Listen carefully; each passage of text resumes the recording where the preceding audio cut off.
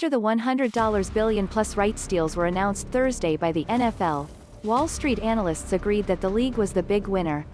Still, they do see some rights holders being able to score despite the hefty price. Disney in particular gained attention for paying the lowest increase from the previous deal to the new one and also for securing exclusive streaming and Super Bowl rights. Monday Night Football will also be able to flex more desirable games into its schedule, unlike in the past.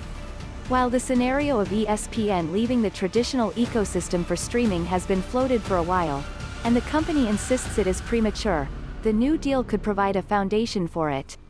The NFL deals stretch out through 2033, meaning there will be a continuing evolution of consumer behavior and industry dynamics. No radical shifts are expected with ESPN right away, but the consensus view from analysts is that the traditional bundle will shrink dramatically, putting yet more pressure on distribution fees. As Robert Kraft, New England Patriots owner and chairman of the NFL's put it, streaming is truly the future.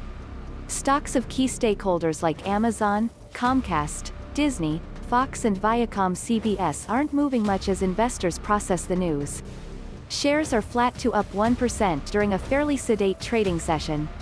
In a flurry of research notes heading into the weekend, analysts tallied up the pluses and minuses, with cord cutting a primary theme.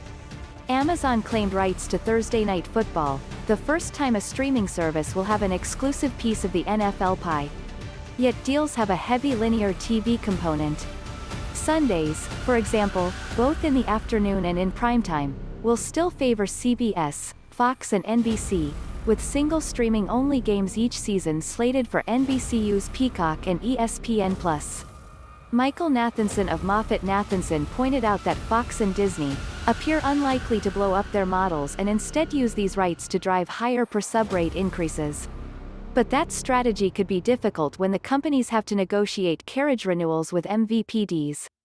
Over time, this approach could likely accelerate cord cutting, which will then force Disney and Fox into more difficult choices, he wrote. Does ESPN Plus finally evolve from ESPN Linear? Will Fox ownership decide to sell their digital rights to a third-party streaming service? He adds that there is a new way for cord cutters to put together their own NFL-only package. A consumer could easily cut the cord and stream games on Thursday, Sunday and Sunday night for less than $15 per month over the 5+ months of the NFL season, Nathanson notes. Michael Morris of Guggenheim pointed out that Disney saw the biggest expansion in rights, with what we estimate as the most modest cost increase. That will afford the company some maneuverability when it comes to migrating viewers from linear to streaming, which has been a core priority over the past few years.